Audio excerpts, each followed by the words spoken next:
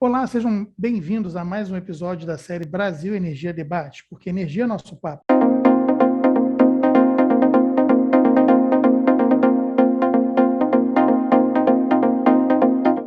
Eu sou Fábio Couto, editor da Energia Hoje, e a cada 15 dias, sempre às sextas-feiras, às 11 horas da manhã, um novo debate sobre um tema relevante do setor de energia estará no ar, para você assistir como e onde quiser. Para você ser avisado de um novo episódio, inscreva-se em nosso canal e ative as notificações. Em Brasília, costuma-se dizer que jabuti não sobe árvores. Se você vê um jabuti numa árvore, ou foi por causa de uma enchente, ou porque alguém o colocou lá. Na votação da MP da Eletrobras, um dos jabutis, que são temas que não têm nenhuma relação com a medida provisória em questão, foi a obrigação de se implantar 8 gigawatts de termoelétricas a gás no país, sendo que a maior parte ficará situada em regiões onde a infraestrutura de transporte é mínima ou nula. Por outro lado, a geração a gás vem ganhando um olhar mais atento por questões climáticas e energéticas. Quais são os benefícios que essa medida traz para o país e para o sistema elétrico? Essas térmicas podem realmente contribuir para o desenvolvimento do mercado de gás e de energia elétrica? Para responder essas e outras questões, estamos com 3 especialistas qualificados para o nosso terceiro episódio do Brasil Energia Debate. Maurício Tomasquim, professor de Planejamento Energético da COP, ex-presidente da EPE e ex-secretário executivo do Ministério de Minas e Energia. Silvia Pote, diretora executiva de Gás Natural do IBP, Instituto Brasileiro de Petróleo e Gás, com ampla experiência e conhecimento do mercado de gás. E Paulo Pedrosa, presidente executivo da ABRAS, Associação dos Grandes Consumidores Industriais de Energia e de Consumidores Livres, ex-diretor da ANEEL e ex-secretário executivo do Ministério de Minas e Energia. O Paulo vai entrar depois, no meio do debate, mas a sua participação já está confirmada e, feitas as apresentações, começamos o debate com uma primeira pergunta.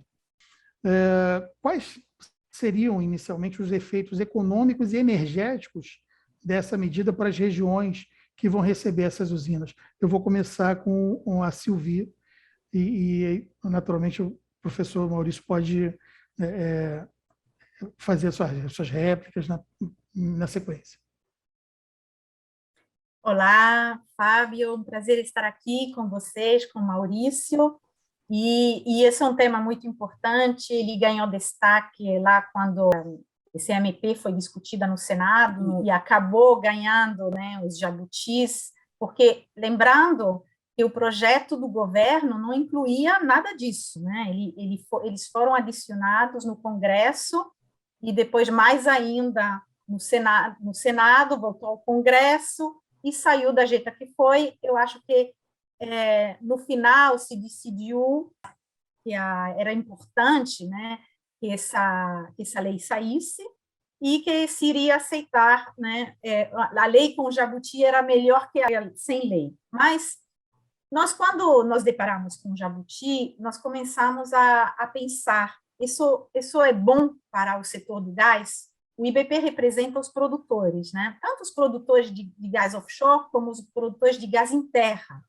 Então, começamos a olhar realmente em que regiões essas térmicas estavam colocadas. E quando você vai ver, no Nordeste, por exemplo, o pedido é que sejam em regiões metropolitanas de estados sem suprimentos de gás natural nas capitais, com preferência de gás natural de origem nacional.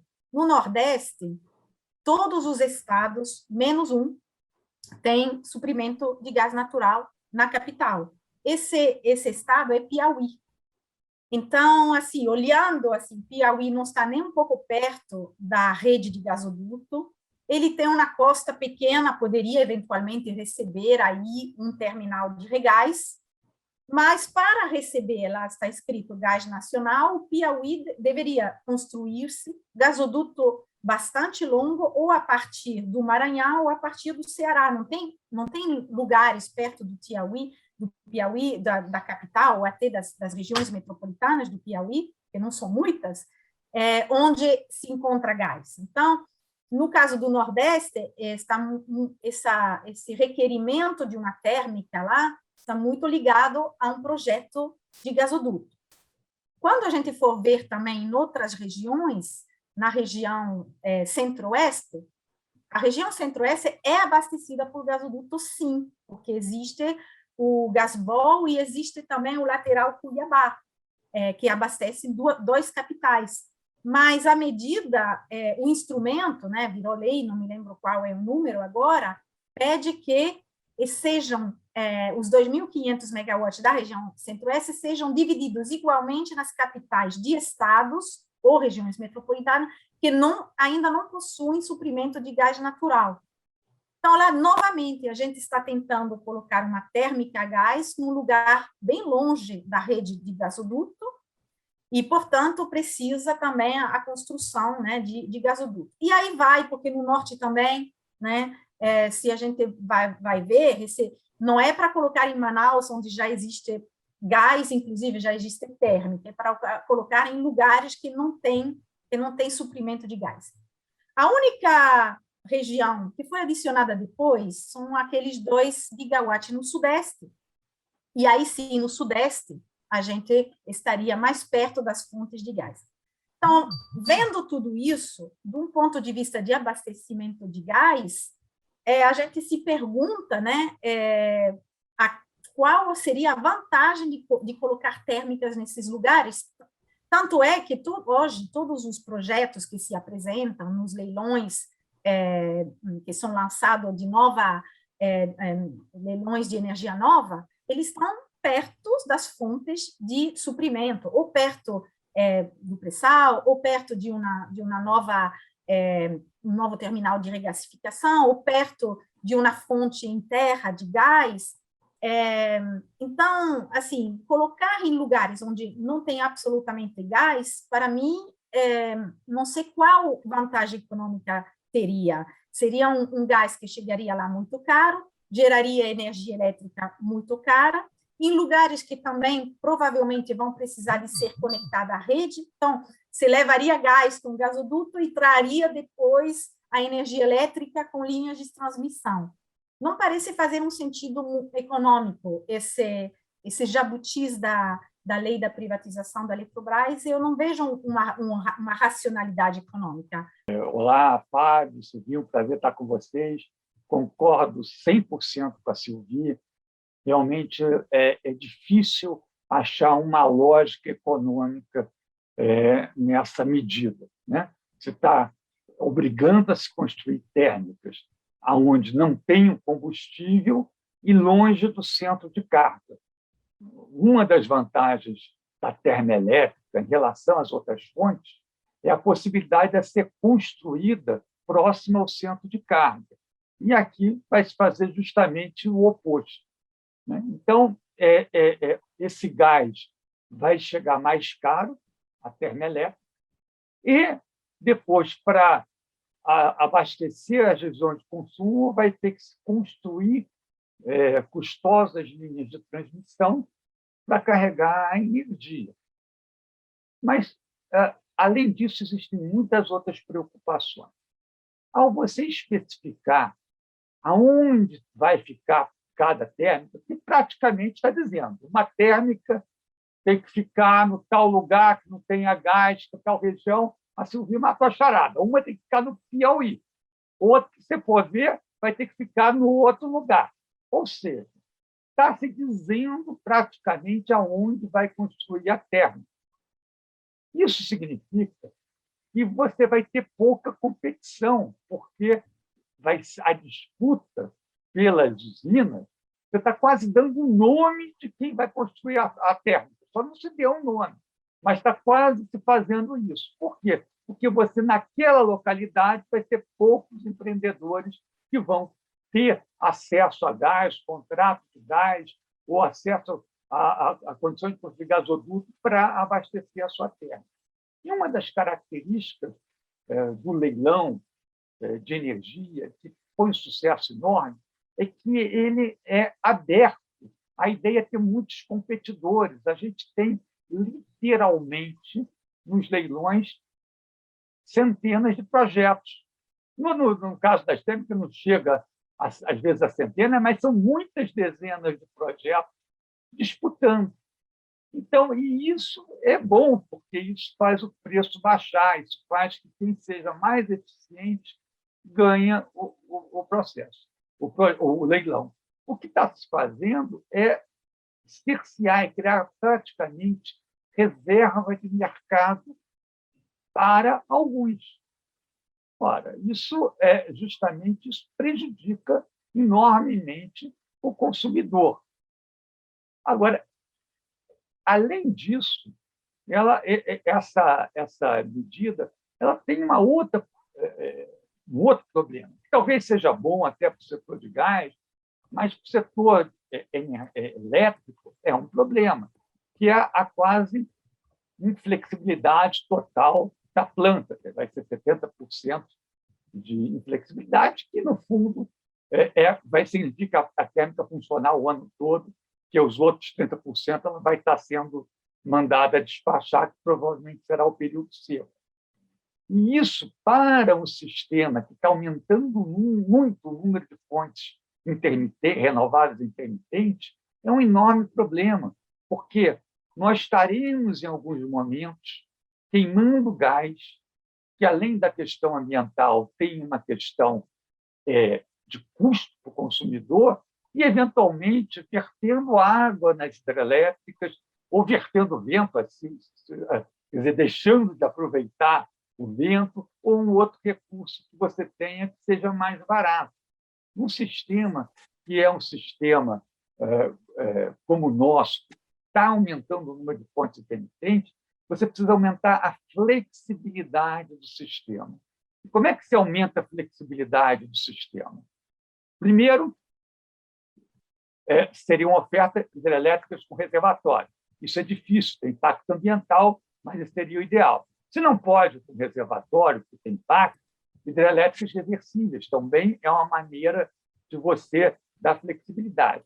A hidrelétrica a fio d'água é a que dá menos flexibilidade, dá alguma, porque durante o dia você pode manejar. Das térmicas, o ideal são térmicas flexíveis. Por exemplo, as aeroderivativas, ou mesmo de 5 ciclos, são térmicas que você tem facilidade de despachar, de operar. Outra maneira de dar flexibilidade ao sistema é resposta pelo lado da demanda. Para isso é importante granularidade nos preços, sinais de preço, para o consumidor poder reduzir a demanda no momento que você tem menos oferta da fonte intermitente ou você tem um excesso de demanda. E a quarta medida é aumentar, claro, a transmissão, porque a transmissão é uma maneira de você aproveitar as complementaridades entre as fontes.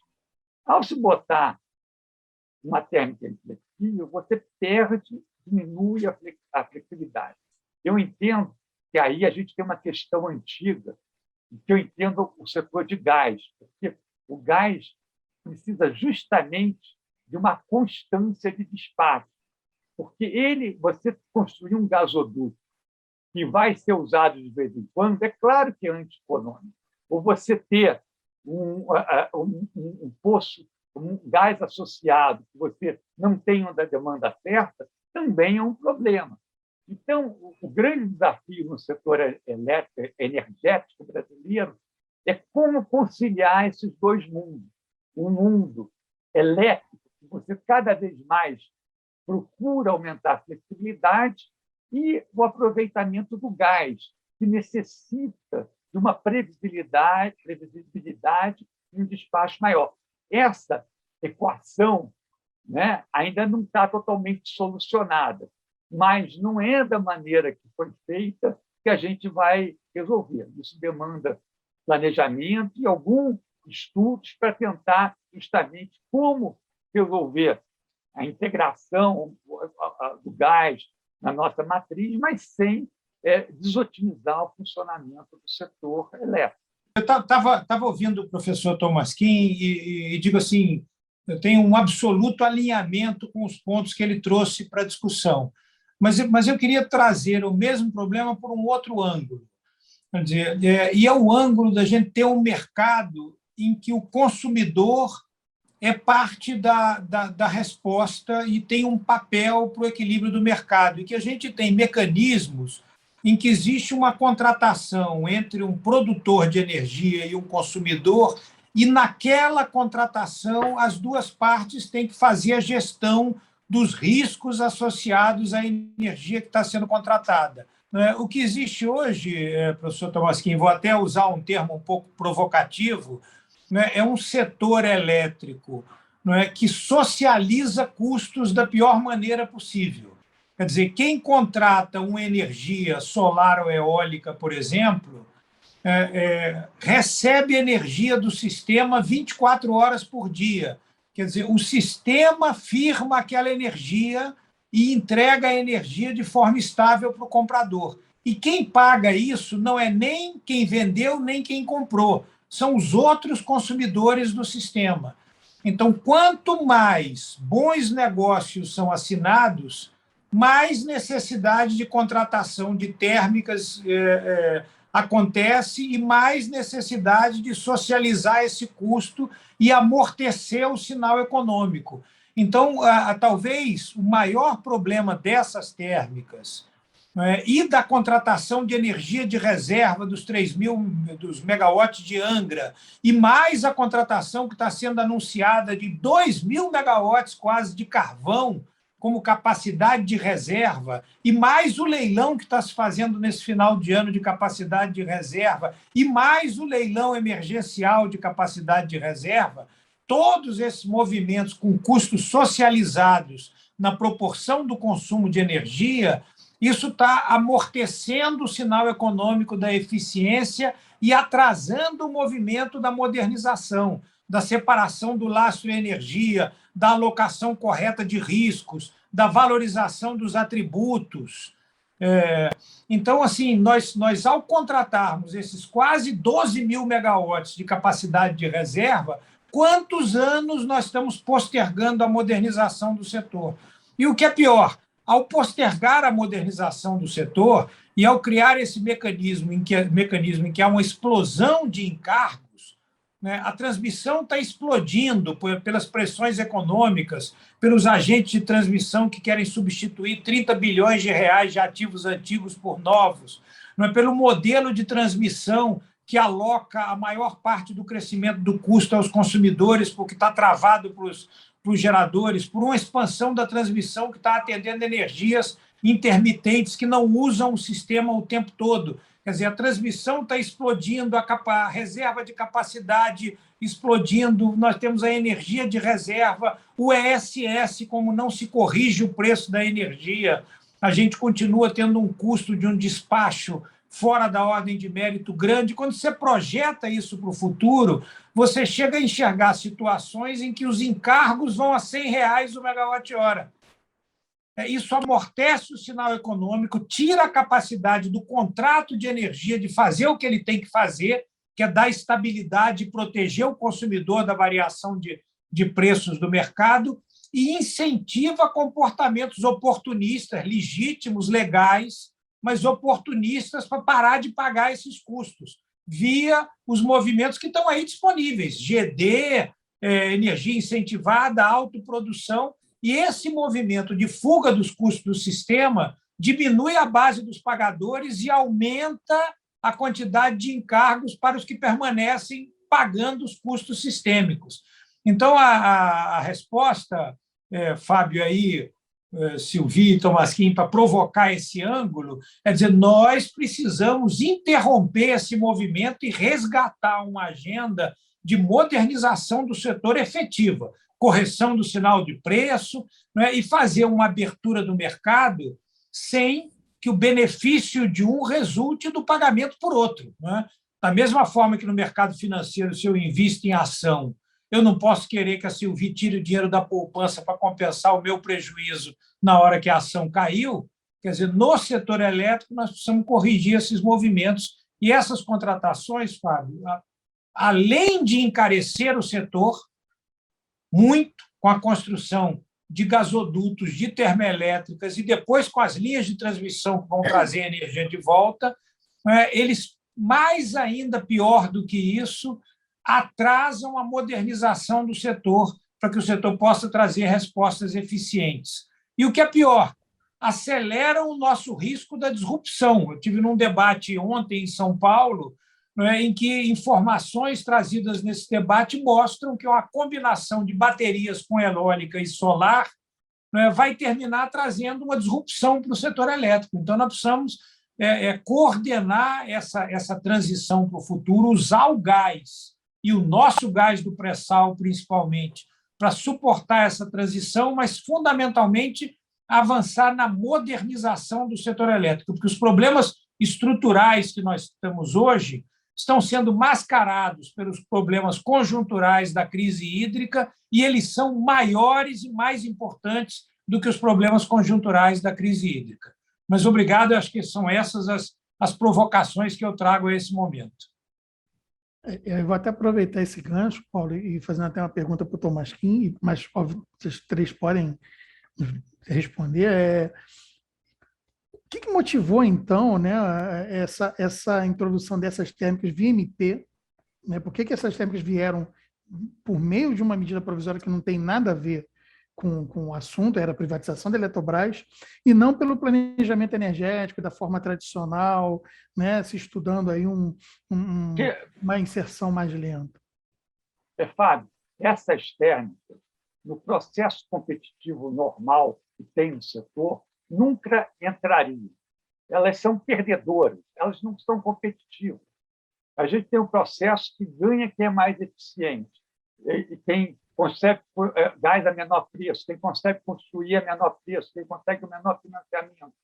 Uma térmica que é longe do centro de consumo, então tem muita linha de transmissão, que não tem gasoduto, então que o gás é caro, que não está local, quer dizer, ela tem custos muito mais altos e não poderiam, não seriam competitivas por tanto com as outras. Então, a única maneira de se contratar essas térmicas é dando um bypass no leilão e dando uma canetada. E foi isso que foi feito. O que aconteceu foi criar uma série de reservas de mercado. Criou uma reserva de mercado para empreendimentos inviáveis termoelétricos, uma outra reserva de mercado para pequenas centrais hidrelétricas que não competiriam com outras fontes que são mais baratas, e uma outra reserva de mercado para uma prorrogação do Proinfra, se essas mesmas plantas entrassem numa competição, elas eventualmente baixariam o preço, que agora, assim, elas podem manter um preço maior. Então, através da lei, se bypassou o elemento competitivo que existe, que são os leilões públicos. Nem no ambiente regulado elas seriam contratadas nos leilões, nem no ambiente livre elas seriam contratadas, porque o ambiente livre ele vai contratar o menor megawatt-hora. O megawatt-hora mais barato hoje é o da eólica e da solar, não são dessas térmicas, não é de térmica, e especialmente não é dessas térmicas. Por isso que até eu concordo com o Paulo que a gente tem que pensar, quer dizer, num modelo que hoje, por exemplo, as térmicas do sistema, elas são pagas pelo mercado regulado, né? Porque só as distribuidoras contrataram as térmicas. Então, a gente tem que pensar uma outra maneira que as térmicas que sejam necessárias aos sistemas para garantir a segurança sejam cobertas por todos. E aí eu acho que tem um passo importante, um deles está bem apontado nesse projeto de modernização, ou pode ser separar laços de energia, se não for por esse mecanismo. Tem outras possibilidades, mas o importante é que você possa alocar esse custo igualmente por todos os consumidores. Mas, respondendo à tua pergunta, quer dizer, o que está entrando aí não entraria nem sobre a ótica do planejamento, nem sobre a ótica do mercado. Professor, deixa eu aqui aproveitar a sua resposta e dar um degrau a mais. Quer dizer, o que aconteceu é o seguinte: o setor elétrico ele deixou de ser um setor da infraestrutura nacional. hoje ele é primariamente um grande mecanismo de transferência de renda. E é assim que ele tem que ser observado. Quer dizer, porque mais da metade do que a gente paga na energia já não é energia. São impostos, taxas, subsídios, reservas de mercado. E muitas vezes o próprio governo disse agora que a contratação de térmica a carvão não é subsídio, é uma reserva de mercado em que a gente vai comprar algo mais caro do que a expansão competitiva. Então, é um subsídio, claro, óbvio que é um subsídio. Mas o grande movimento é que o setor se transformou num mecanismo de transferência de renda. Nós transferimos renda para as regiões do país, transferimos renda para segmentos empresariais, transferimos renda para todo tipo, às vezes programas sociais, às vezes programas de desenvolvimento regional, mas nós perdemos a capacidade de olhar esses grandes movimentos de transferência de renda. O professor Tomasquim sabe que existe aquela analogia que existe um rio aéreo trazendo água da Amazônia para os reservatórios do Sudeste. Pois bem, existem rios de dinheiro aéreos sobre o setor elétrico, transferindo dinheiro dos consumidores para os mais diferentes beneficiários, inclusive alguns com CNPJ conhecido.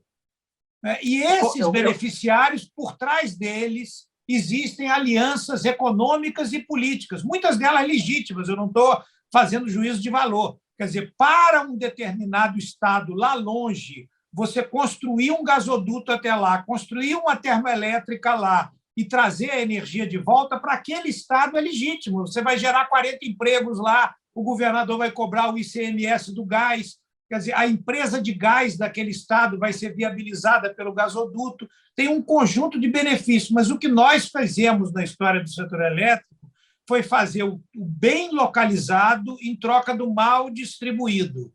E este é o movimento que nós vimos e é o movimento que explica a prorrogação do Proinfa, a reserva de mercado de PCA gás, a contratação do carvão, todos são a repetição do modelo de fazer sem conta o bem localizado em torno do mal distribuído para atender interesses econômicos e políticos, legítimos e outros nem tanto, como todo mundo sabe. Eu queria deixar a Silvia falar, mas eu não vou me conter depois, que eu acho que o que o Paulo falou é muito importante. A gente realmente, eu me pergunto sempre por que a energia do Brasil é tão cara. Dois fatores. Impostos que são muito altos. Eu estou trabalhando com países da América Latina, lá é o contrário. O orçamento da União contribui, às vezes, para a questão da tarifa, e aqui a tarifa de energia elétrica mantém os impostos e as atividades governamentais, e os encargos, que muitas vezes até para motivos novos, né, questões sociais, mas que não está certo você usar a energia elétrica, seja para desenvolvimento regional, seja para questões sociais. Se é um programa social, que seja votado no Congresso e que o orçamento da União pague eles. É importante, então, o orçamento da União pagar. Mas, na hora que você faz que o consumidor de energia elétrica pague por esses programas, você está criando distorções de preço, que vai ter uma bola de neve, porque a indústria fica menos competitiva, e aí você perde exportação, perde crescimento econômico e perde emprego. Então, por mais legítimo que sejam as intenções, algumas, eu concordo, são recursos mandados para alguns CNPJs, que eu acho que são questões totalmente ilegítimas. Mas tem outras que são questões legítimas, que estão colocadas lá com as melhores das boas intenções. Mas, por mais que sejam boas as intenções, não cabe ao consumidor de energia elétrica financiar política de desenvolvimento regional ou social. Cabe isso ao orçamento da União. Enquanto não se corrigir isso, a gente vai conseguir continuar com essa distorções de preço que existe hoje, que faz da tarifa de energia elétrica um custo para o Brasil.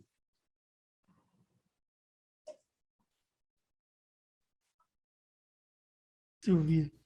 Então, eu concordo em 100% com o Maurício. Eu acho que a análise do Maurício ela foi muito lúcida, né? E também do Paulo, no sentido que havia nessas térmicas alguns interesses privados que são muito claros, interesses que têm a ver com a construção de gasodutos, a meu ver, também com a distribuição de gás natural, e há interesses de desenvolvimento regional, que são legítimos, mas que deveriam ser atingidos de outra forma, né? E aí eu queria falar de um conceito que, para mim, está muito mal entendido, em particular quando a gente vai falar no Congresso, etc., que é isso da universalização do gás natural, né? Tem se falado muito disso em paralelo à universalização da energia elétrica. A energia elétrica é um veículo, né, para trazer serviços à população que não pode ser substituído, né? Enquanto que o gás é um energético que tem competidores, tanto nas casas das pessoas, quanto nas próprias indústrias. Eu vou fazer um exemplo aqui. No Brasil se usa muito GLP. Isso é pouco comum na Europa e nos Estados Unidos. Mas aqui o GLP, ele chega na última aldeia mais isolada da Amazônia, o GLP chega. Agora, a gente vai querer que o gás natural também chegue ao último vilarejo do centro-oeste e nordeste. Eu acho que isso não tem uma razão econômica. A gente vai levar lá um gás canalizado caro, que não tem como competir com GLP, com outras energias. Hoje estamos falando muito de transição energética. Então, por que a gente construir dutos de transporte, construir redes de distribuição, quando lá na frente, na verdade, a maneira mais econômica e também do ponto de vista social e ambiental mais justa vai ser renováveis. Renováveis, energia distribuída à base de renováveis, isso vai substituir muitas redes, tanto de gás como elétrica. Então, tem um mal-entendido sobre a universalização de gás no Brasil. A gente nunca vai ter uma rede de distribuição de gás tão pervasiva como na Europa e nos Estados Unidos, porque a gente não tem inverno, não tem necessidade de uso nas casas das pessoas. Nas casas das pessoas, o gás é usado no fogão e, eventualmente, no chuveiro, para esquentar um pouquinho a água, que nem todo mundo usa água quente para o chuveiro. Então, é muito pouca quantidade para você querer trazer uma infraestrutura que vem lá do início na produção, offshore, gasoduto de escoamento, processamento de gás, transporte, distribuição para chegar na casa de um consumidor que tem um consumo pífio e que pode substituir esse consumo com botijão de GLP, que funciona muito bem no seu fogão, e com outro tipo de tecnologia, que pode ser a eletricidade, para o seu chuveiro, ou mesmo a GLP. Então, acho que é muito importante isso entender, porque eu vi muito durante as discussões sobre justamente essas térmicas, que elas seriam âncoras de projetos de infraestrutura que iriam beneficiar as famílias, porque aí chegaria o gás nas casas das famílias. E eu acho que esse aqui é necessário corrigir essa malinterpretação. O gás não é essencial ao bem-estar das famílias. A eletricidade, sim, mas o gás, ele tem muitos substitutos. Eu acho que esse aqui era o único ponto que eu queria colocar, mas o resto já foi colocado brilhantemente pelo professor Tomasquim e pelo Paulo Pedroso. Eu concordo 100% com a Sylvie. Eu acho que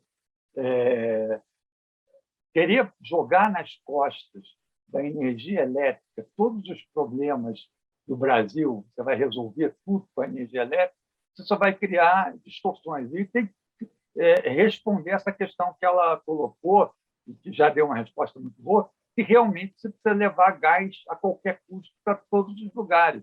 Eu concordo que não é, tem que chegar aonde seja realmente competitivo chegar e seja necessário. Ao contrário da energia elétrica. A energia elétrica é algo que hoje você tem que ter em todas as atividades, todas as residências. O gás você tem substituto, como foi bem apontado. Professor, deixa eu de novo aqui pedir licença a Sylvie e a você para olhar a questão do gás no prisma maior. Quer dizer, no fundo, é um país que está fazendo escolhas, né? E essas escolhas, infelizmente, não são transparentes. Quer dizer, nós temos um modelo, que é o modelo aprovado na Lei do Gás, de um grande mercado nacional competitivo de gás através da malha de gasodutos, com grandes volumes de gás e preço competitivo, ajudando a lastrear os investimentos do pré-sal, absorvendo o gás nacional para gerar o desenvolvimento, particularmente industrial, do Brasil. Este é o modelo que traz os resultados para a sociedade. E existe um outro modelo que enfrenta esse, que é o de dividir o Brasil em mercados regionais de gás em torno de empresas distribuidoras, que tem foco em enterrar tubo, porque o enterrar tubo vai para a tarifa de forma automática, com remuneração garantida, e o OC regulatório, que na maioria dos estados é de 20% ao ano, depois do imposto de renda e depois de descontar a inflação. Então, é um movimento que está se articulando de uma forma muito importante para evitar a modernização do país e capturar essa riqueza.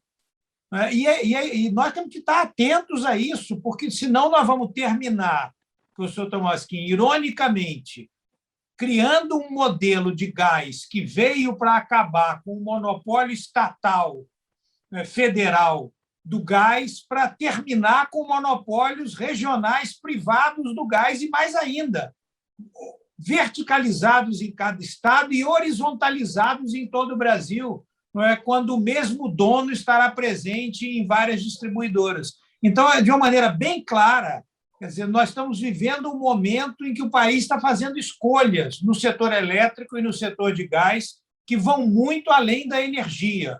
São escolhas de como é que nós vamos usar a nossa riqueza do gás do pré-sal e do potencial renovável e quem vai capturar isso.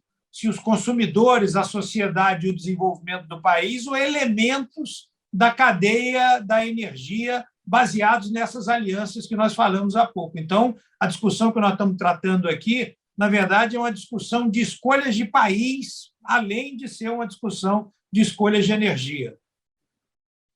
Eu vou aproveitar, inclusive, a gente tem até uma coincidência, o professor Tomasquim e o doutor Paulo, vocês foram secretários executivos no Ministério, e aí a minha dúvida é a seguinte: as primeiras usinas devem entrar em operação pela lei em 2026, Então, tentando imaginar, na cabeça do Ministério, tendo agora que colocar essas usinas em operação, vai ter tempo hábil para implantar uma infraestrutura de gasodutos, de transmissão para poder atender, para essas térmicas poderem gerar energia no prazo?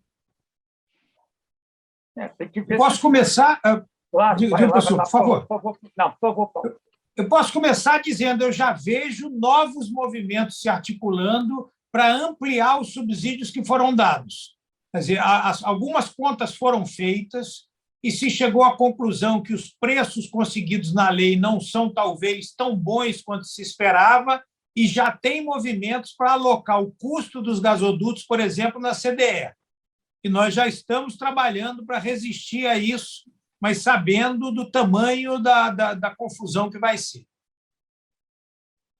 Professor Tomasquim, desculpe aí, Sylvie. Eu concordo. Eu acho que a gente é uma medida que é artificial e de viabilidade duvidosa. E aí, com a viabilidade duvidosa, você começa a ter risco de ter medidas para tentar ter mais subsídios. Eu queria voltar ao ponto que o Paulo botou num determinado momento. Quer dizer, a irracionalidade não fica apenas nessas térmicas de gás dessa medida. O programa Sustentabilidade, Carvão Sustentável, que, aliás, é uma coisa, um paradoxo, juntar carvão de sustentabilidade, né? Eu acabei de ler que vários países do mundo estão tirando carvão, então aqui está criando um programa de carvão. Quer dizer, vai contra. Eu até entendo que tem regiões no sul do Brasil, tem regiões que, se você sair o carvão, vão ter problemas. Então, vamos botar recursos, não da tarifa do consumidor, mas da União, para compensar essa região, para capacitar as pessoas para as outras áreas. Agora, você vai botar recurso da tarifa do consumidor para criar mais térmicas que vão perpetuar um modelo insustentável, que vai contra qualquer tendência no mundo. Então, aí agora tem isso também que o Paulo falou. Aí vamos criar um programa, não se chama térmica emergencial, mas é quase a térmica emergencial lá de 2001, quer dizer, que vai criar deixar mais uma herança. Então, a gente está caminhando para trás, né? Quer dizer, em vez de ir para frente. Então, eu acho que tem que chegar uma hora, a gente dá uma parada, porque daqui a pouco vai ser impossível rearrumar isso. Quer dizer, quem quer que seja, que depois tem que tocar esse setor, vai herdar uma série de contratos, de condições diferentes, que vão ser muito difíceis de resolver, né? E vai criar um impasse. Então, é um problema que a gente tem que pensar hoje, porque está se tirando qualquer margem de manobra para quem quer que seja, que tenha que lidar com o país, e fazer alguma coisa, porque o espaço da demanda está sendo preenchido já por alguns grupos. Então, eu acho que é muito preocupante o que está ocorrendo. Mas daria, assim, essas térmicas, elas saindo do papel, dá para ter uma infraestrutura para atendê-las, além da questão do custo, que seria um custo muito pesado, mas teria como colocar linha de transmissão e gasoduto a tempo para elas poderem operar?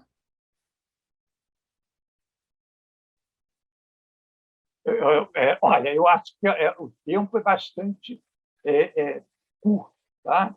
Agora, essas coisas, você botando dinheiro, atrasa a entrada do projeto, quer dizer, e aí vai, não entra em 26, entra em 27, entra em 28, mas você está o consumidor pagando ali. Então, infelizmente, essa é a nossa realidade. É o problema de você tirar o planejamento da empresa criada para fazer isso e o governo abrir mão do planejamento e delegar a uma decisão tomada politicamente. É como se tomasse a decisão politicamente que o ano que vem vai chover. Verdade. Eu Silvia, tenho até uma preocupação, né? Como algumas coisas aqui acontecem, a lei não pega, tá? Então, eu fiquei pensando, se a lei pega, é péssimo, vamos ter um monte de térmicas que não seriam construídas, como o Maurício falou, que não seriam construídas, são deseconômicas, talvez gasodutos também, que não seriam construídos de jeito nenhum. E se não pega? Qual vai ser a consequência? Porque essas térmicas, elas estão lá, e elas provavelmente vão desplaçar nos leilões outras térmicas que seriam econômicas, que não vão acontecer, e se depois essas térmicas da MP elas acabam ser ou atrasada ou abandonada, nós vamos ter novamente um buraco no nosso planejamento, na situação ideal, né, do setor elétrico. Então, eu estou quase tão preocupada do fato que elas, de fato, possam não acontecer. E eu acho que o risco é grande, porque no nosso estudo, a maioria dessas térmicas vão precisar de dutos, né? Tanto no Centro-Oeste como aí, por exemplo, no Piauí, mas também no Norte. No Norte, para colocar os nomes né? E uma das térmicas seria certamente em Rondônia. Existe lá um projeto de gasoduto que nunca saiu do papel para levar gás em Rondônia desde as reservas do Solimões, né? E aí, qual a probabilidade de você se fazer nos prazos que estão dados lá, um gasoduto no meio da floresta amazônica. A gente lembra quanto demorou, né? O gasoduto Urucu-Manaus. Não vai acontecer isso de jeito nenhum até 2026, esqueçam. Então, o perigo é que justamente elas não aconteçam, mas, ao mesmo tempo, elas não permitam que outros projetos mais econômicos, mais eficientes, aconteçam. Ia ser péssimo tanto para o setor elétrico, mas olhando aí para os produtores têm gás para vender e os produtores estão interessados em térmicas a gás, mas em térmicas que sejam competitivas, que possam competir até com outras fontes mais renováveis, etc. E para competir, você tem que estar muito perto de onde chega seu gás, porque senão você não vai conseguir competir com os renováveis, que hoje, no Brasil em particular, são excessivamente competitivos, né? Então, assim, eu olho com muita preocupação, né, esse movimento das térmicas da MP da Eletrobras, e destaco o seguinte: cadê o decreto? O decreto deveria responder algumas das perguntas, né, sobre essas térmicas, e eu não vi ainda nenhum movimento sobre o decreto. Não sei se vocês têm notícia, se isso está sendo discutido no governo, mas me preocupa o fato que o tempo está correndo, né? E não tem muito tempo para construir gasoduto, especialmente em lugares sensíveis ambientalmente. Silvia, eu só lembro da linha de transmissão de interligação de Roraima, que está decidida há década e não sai, não sai, não sai, não sai. Eu acho que você levantou um ponto importantíssimo, que é, quer dizer, o planejador, ele considera, na hora de fazer o seu balanço de segurança, essas térmicas ou não considera? Quer dizer, você vai fazer lá, calcular se precisa mais de energia para segurança. Você considera que você tem essas térmicas, que, em princípio, estariam contratadas, deveriam sair tal data, mas que, na realidade, dificilmente sairão, ou não considera? Quer dizer, você cria uma situação de incerteza. Se você ignora a lei, você risca de... Quer dizer, o planejador fica numa sinuca, né? Não sei, e ainda cria uma disputa entre poderes, porque na hora que o planejador disser que a térmica não sai, o Congresso que mandou fazer a térmica vem para cima dele para exigir que a térmica seja feita. Então, aí, vamos supor que aí o planejador não faz nada, a térmica não entra. Pode ter problema, eventualmente, porque aí ele deixou de planejar a expansão adequadamente. Aí cai nele também o problema, porque ele deixou de olhar a segurança.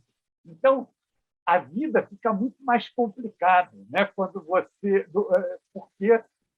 você vai ter um mundo legal e o mundo lá dos modelos, de planejamento, etc., e você tem que inserir esse mundo que foi criado lá, que não se encaixa no mundo do planejamento, dentro do planejamento, né? Com todas as incertezas que a gente está vendo que tem. Então, isso cria, quer dizer, muito problema no funcionamento do setor.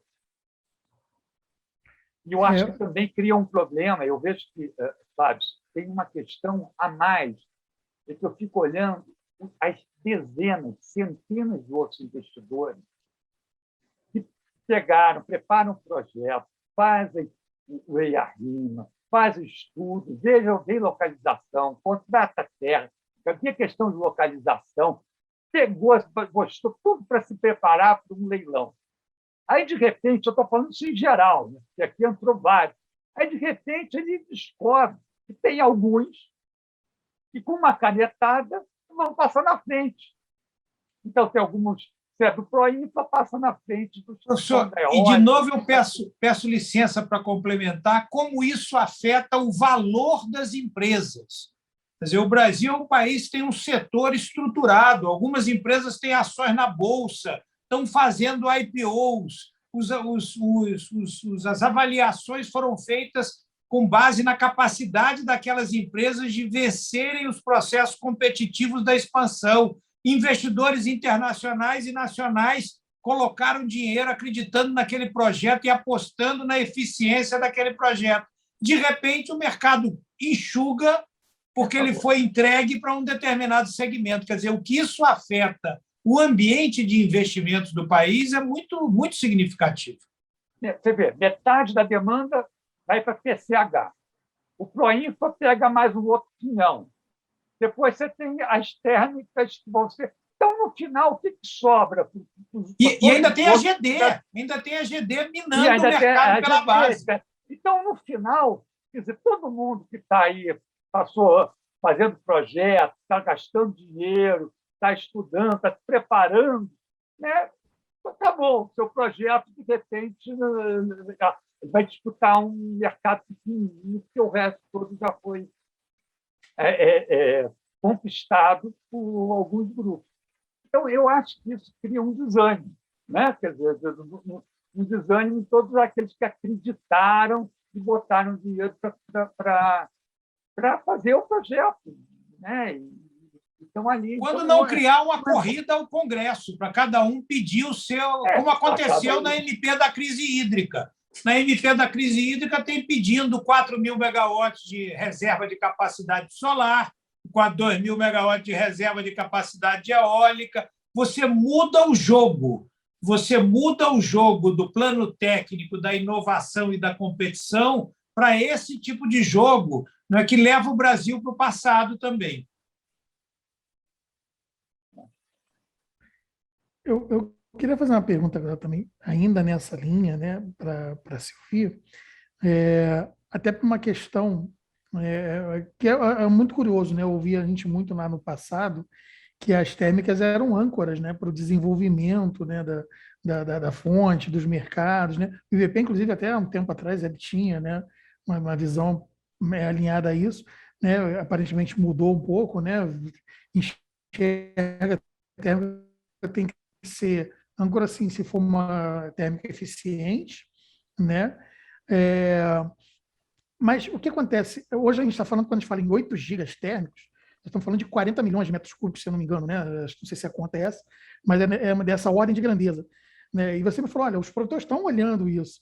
Quer dizer, será que então a conclusão que se tem é que, assim, por mais que a intenção possa até ter sido boa, mas o diabo mora nos detalhes, quer dizer, foi uma direção, mas acabou se acertando de uma forma errada, foi numa direção errada, e com isso traz um prejuízo para o setor energético. Como é que você avalia, né, essa questão das térmicas como âncora, trazendo esse volume de gás, né, mas nesse cenário assim, de inclusão muito, muito atabalhoada, né, digamos assim, muito abrupta, né, sem ser planejada? Obrigada pela pergunta, Fábio. O IBP, os produtores acham que o setor elétrico no Brasil ainda é muito importante pela monetização do gás, isso não tem dúvida. Então, a possibilidade de inserção do gás no setor elétrico é muito importante. Não temos no Brasil ainda um grande setor industrial que possa absorver o gás que poderia ser produzido, né? Então, mas aí o problema é que essas térmicas provavelmente elas poderão tomar o lugar de outras térmicas. Então, assim, eu não estou pensando num cenário ou tem as térmicas da MP ou não tem térmica. Na verdade, a gente ainda vê um espaço para térmica, tanto para térmica flexíveis, provavelmente que são mais à base de GNL, porque o nosso gás nacional ele não é flexível. Existe maneira também de flexibilizar, a gente poderá vir a ter estocagem, por exemplo, então poderá haver projetos de térmicas que sejam flexíveis, aliado com algum tipo de estocagem, a gente poderá no futuro desenvolver um mercado secundário de gás, que, por exemplo, quando a térmica não despacha, ele pode ser absorvido por outros setores. Essa aqui tem múltiplas maneiras de você poder construir, né, um mercado de gás que seja muito mais desenvolvido e possa absorver esse gás. Eu não acho que o setor de gás precisa dessas térmicas para se desenvolver. Eu realmente não acredito que seja a melhor maneira, e os produtores, eles foram muito vocais quando foram apresentadas, né, quando surgiram, né, esses jabutis da MP. E, inclusive, essas questões que eu coloquei, da incerteza, se elas devem acontecer, e como isso vai diminuir, eventualmente, né, a perspectiva de demandas nos leilões para térmicas que sejam realmente eficientes, isso é uma grande preocupação, tá? Então, assim, nós temos também uma visão de médio e longo prazo, né? É importante inserir o gás da melhor maneira, porque nós estamos indo para uma direção de uma transição energética. Então, inserir o gás em lugares onde ele não seria inserido normalmente, economicamente, forçando, né? Eu não acho uma estratégia muito boa, né? Não é uma estratégia que seria boa do ponto de vista, inclusive, das estratégias de ESG das empresas. As empresas, as grandes empresas que são hoje associadas ao IBP, elas olham para um futuro que tem renováveis, que tem o net zero lá para frente, elas são preocupadas com o impacto, né, da produção de petróleo e gás. Então, inserir o gás a todo custo em lugares onde ele não seria econômico não está realmente nos planos estratégicos das empresas de produção de gás. Bom, a gente está se encaminhando para o fim. Eu queria, antes, né, de encerrar, até fazer uma pergunta para o Paulo. Nós temos uma questão aí também, né, que a indústria também, né, com a abertura do mercado de gás, a indústria se beneficia, né, com um gás mais barato, né, que isso, enfim, vai refletir no processo produtivo delas. Com essa entrada assim, maciça de térmicas, né, com 40 milhões de metros cúbicos por dia, isso influenciaria no preço para cima, para baixo? Qual o reflexo disso para o consumidor industrial, né, que precisa também do gás? A entrada de térmicas, né, dessa forma beneficia, ainda que de forma enviesada, beneficia o industrial, ou também atrapalha porque isso pode influir em preço e em fornecimento? Veja, primeiro, o industrial vai pagar o preço dessas térmicas, como reserva de capacidade, quem sabe na CDE. Não é? Então, o mal vai estar sendo feito na conta de energia e isso vai tirar a competitividade do país e da produção nacional. Quer dizer, nós não queremos, nós lutamos contra os subsídios. Então, nós não queremos subsídio no gás. Quer dizer, por mais que você diga assim, pode ser que para uma indústria de Rondônia, né, se o Brasil inteiro pagar o gasoduto, se o Brasil inteiro comprar a energia da térmica, aí dá para puxar um tubinho e atender uma indústria em Rondônia. É legítimo que aquela indústria queira o gás? Mas, sob o ponto de vista nacional, quer dizer, o bem localizado é muito pouco frente ao mal distribuído. O que faria mais sentido? O que faria mais sentido seria você ter termoelétricas próximas à chegada do gás do pré-sal, funcionando na base, com perdas elétricas muito pequenas, que a energia está sendo gerada dentro do centro de carga, e com pouco custo de transmissão de energia. Quer dizer, nesse modelo, a gente poderia ter termoelétricas a um custo competitivo, portanto, boas para todo mundo. E esse gás e essas termoelétricas na costa ajudariam a pagar os gasodutos de escoamento e a escala dos gasodutos de transporte.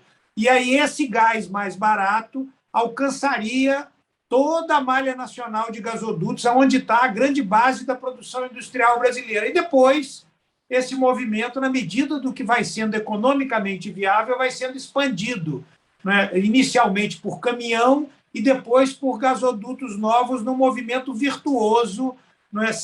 Por mérito, não por mágica. E entendendo que o gás, como a Sylvie disse tão bem, não é um combustível a ser universalizado.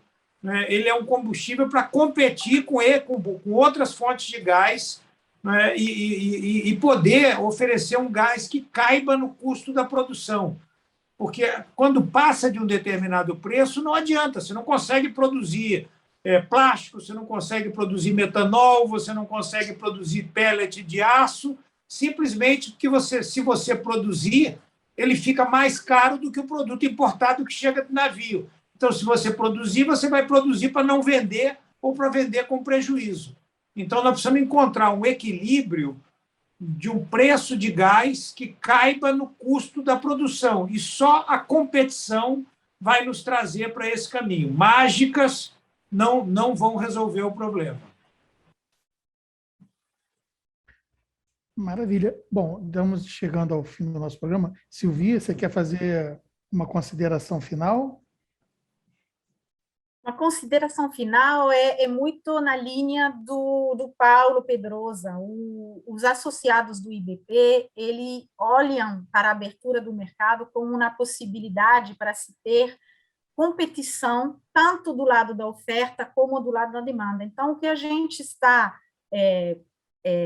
realmente esperando desse novo marco regulatório, a lei do gás, que, é claro, ainda precisa ser implementado, a ANP fazendo o seu trabalho, os estados também precisam implementar um monte de regulamentação, mas a gente espera que daí a 2, 5 anos a gente tenha uma diversidade de fontes de gás, nacionais, obviamente, mas também internacionais, GNL chegando, gás boliviano, se é que lá tiver mais exploração, e competindo para também um mercado de gás amplo, nacional, competitivo, né, onde possam passar a comprar gás não somente as distribuidoras, mas também os consumidores livres.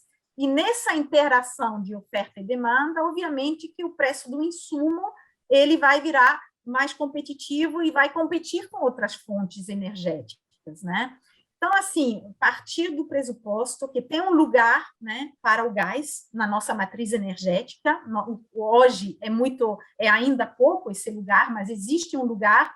Mas esse lugar ele não vai ser conquistado à base de canetadas. Ele tem que ser conquistado à base de mais competência, concorrência, à base de um mercado aberto, onde as forças, né, onde o gás compite também com outras fontes energéticas, com os renováveis, compite com o GLP, de maneira transparente, sem impor, né, reservas de mercado, como foi feito agora na MP da Eletrobras e como está acontecendo em vários outros instrumentos que estão em discussão no Congresso hoje.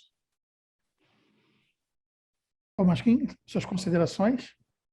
Então, eu realmente, esse episódio que a gente está passando aí dessas legislações que tentam substituir o planejamento, é tudo que a gente tem que evitar, né? Ela abre uma brecha para que todos achem que a melhor maneira de resolver os seus problemas é achar um deputado, um senador ou uma bancada que apoie os seus pleitos. E aí as pessoas deixam de se preocupar em tentar achar a solução mais competitiva, mais eficiente para poder ganhar o direito de investir e vai buscar justamente outros meios para tentar atingir esse objetivo.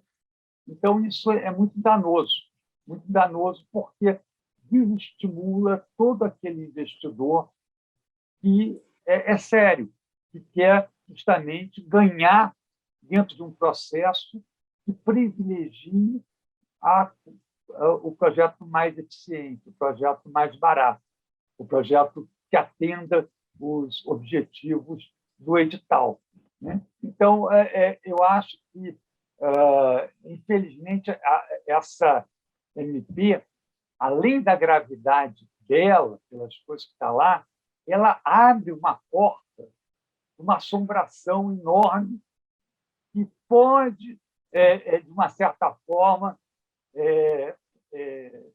prejudicar muito a evolução do nosso setor. Então, eu acho que esse episódio é muito sério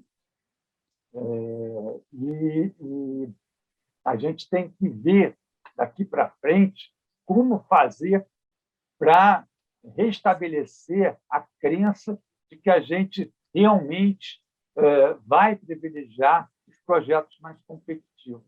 não aqueles que tenham mais influência sobre o legislativo.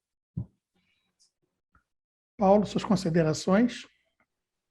Queria, Fábio, agradecer a você esse convite por estar aqui hoje, falar da alegria de estar debatendo com o Tomasquim e a Sylvie, assim, pessoas por quem eu tenho enorme respeito e parceria no dia a dia. Sylvie agora e nós estamos juntos no enfrentamento da modernização do setor de gás. É muito bacana estar aqui. E quero dizer que, é claro, a gente aqui apresentou um conjunto de preocupações e de críticas até a problemas do setor, mas todos nós estamos sempre torcendo pelo Brasil, pelo Brasil, pelos brasileiros, pela energia, pela competitividade. E eu aproveito para dizer, não sei se vocês estão ouvindo, mas aqui em Brasília agora começou uma tempestade. Eu estou ouvindo os trovões e os raios aqui da minha janela, e essa é uma forma muito alegre de acabar esse nosso debate tão interessante. Está chovendo forte em Brasília, tomara que isso seja uma tendência e que se estenda muito a partir de agora. Obrigado. Que bom, não? Que bom que está chovendo, né? Que essas águas sejam para acabar com a nossa crise, né? Que Isso. já está muito dura para o sistema elétrico e para o país. Bom, esse foi o Brasil Energia Debate, né? Mais um episódio. Eu gostaria de agradecer aos nossos convidados Maurício Tomasquim, Sylvie Dapote e Paulo Pedrosa pela disponibilidade em participar dessa conversa. E obrigado também a você que assistiu este episódio. Confira este e outros debates que estão aqui neste canal do YouTube. Para ser lembrado, né? Volto a lembrar, para ser lembrado de nossos próximos programas, se você não quiser assistir logo quando ele estiver disponível, é só se inscrever no canal e ativar as notificações. E lembre-se que a cada 15 dias, todas as sextas-feiras às 11 horas da manhã, um novo episódio com um novo tema relevante do setor elétrico estará disponível para você assistir onde e quando quiser. Porque a energia é o nosso papo. Muito obrigado e até mais.